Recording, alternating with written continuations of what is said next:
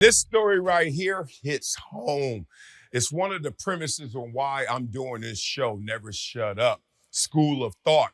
Because Geno Smith and the ride and the journey he's been on is exactly what I want to profess to the world, that you got to persevere. A lot of times they tell us it's about just talent, or they tell us it's just about hard work. Yeah, obviously those are main ingredients in the gumbo, but boy, do you have to persevere. Do you have to get back up after you've been knocked down countless times? And Geno Smith right now embodies that journey, that statement. So let's talk about it right now, because Geno Smith, woo, that roller coaster ride. Let's talk about the second round draft choice he was. Started for a couple of years, bounced around, played on 4 teams, was sitting there for 6 years and only started 5 games, came in last year and got some quiet belief in him, not only his own self-confidence, but from the organization. Yeah, he lost more games than he won, but he looked like he was out there balling. 6 total touchdowns, 1 interception, enough where they felt comfortable trading Russell Wilson. And then he gets this opportunity once again, and he balls out this year, makes the Pro Bowl. But that's not the end of the story. The end of the story is Geno Smith just signed a deal for 3 years, $105 million for Geno Smith, for persevering, for riding that roller coaster and not trying to get off. And we've all been there before on the roller coaster. Obviously, it's usually in the beginning when you're going and you're sitting there like, yo, I can raise my hand right now. And that Six Flags little summer intern gonna have to climb her butt up here and let me off this roller coaster because I am scared. But Geno took the ride, man, and he is on it. And boy, is he rolling right now. The most amazing thing about this is, do y'all remember week 1? When the Seattle Seahawks had to face the Denver Broncos, and he's going against Russell Wilson, the guy who he's supposed to replace. And Russell Wilson comes in there high flying. What was he saying? Oh, fly high, mile high, ride the Bronco. And he had all these sayings. And Geno Smith went out there and balled out and then coined the phrase. What did Geno Smith say? They wrote me off, but I ain't right back, though. Not only did he say that post-game on the field, but the dude trademarked the phrase so he can make some money off of it as well. And that's who Geno Smith is, a guy who said, okay, let me go back to the lab. I hear what y'all saying on the outside, but it's not going to penetrate me. I'm not going to internalize that. I'm not going to sit here and doubt myself so much that I obviously can't get back on that horse and become the Geno Smith that you expect.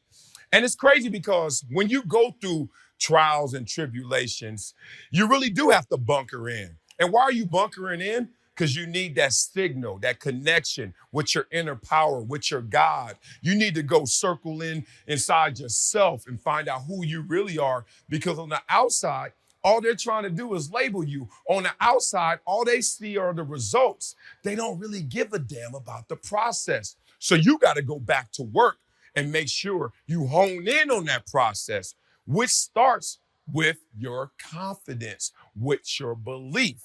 And I tell people all the time that you're going to doubt yourself no matter who you are, no matter where you are. But confidence is the management of doubt. I'll say it again. Confidence is the management of doubt.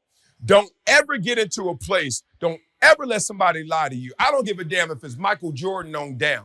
I don't give a damn if it's Barry Sanders on down, Derek Jeter, you name the athlete, or LeBron James. I don't give a damn. We all have these fleeting thoughts of doubt, right? The devil does exist, but God does as well. Now, if they battle, who's supposed to win? Well, if your faith is in yourself, the faith is in God, the faith is in the universe, the faith is in your work, the faith is in your process, you will be able to overcome all circumstances, even if they look damning like they did for Geno Smith. Just an amazing journey. Who knows how it's going to end? Will he be a quarterback that we can now believe in for not just the next couple of years, but become the franchise quarterback for the Seattle Seahawks? Not just a one-hit wonder. Yes, he can. but he also could fall flat on his face. He got paid, he got his money, and all of a sudden, here we go again. Regression to the mean. Geno Smith is not the guy that we thought he was. Who knows? But the point is, he possesses both powers. The point is, you possess both powers, and you can make yourself as great as you want. And let's be real, you can also fuck around and find out how bad things can be, right? That's the beauty of this competition of life. It's not just about, oh, it's going to be given to you. You got to go out there and kill every single thing you want to eat. And look at Geno Smith in this moment. He did it. It takes me back to when I had moments like growing up where it was amazing for me. And there were moments where I was like, dude, I would like to be anybody else but myself. And I'm being real. I started off playing sports, football, basketball, and track. Basketball, I sucked. Even though we never lost a game, we had amazing players. I think one of the players went pro and two of them went to college. Amazing little basketball team, right? But I sucked. So basketball, I'm done with you. Should have stuck with it, but I didn't. Football and track were great for me, especially early. I was like, seriously, and y'all know I joke around, but I'm being serious. I'm probably one of the best Little League Pop Warner running backs ever. I was so fast and so good that I was getting recruited to go to high school, and I'm like in the 6th grade. Like, forget junior high. They were like, skip junior high, forego your 7th and 8th grade years, and take your ass to high school. And I was like, damn, I am out here killing it. Setting national records in track. We have national championships. I'm killing it. I get to high school, I have Osgood slaughters. I have bad knees in high school. Who has that? Like, who has NBA knees in high school? I did.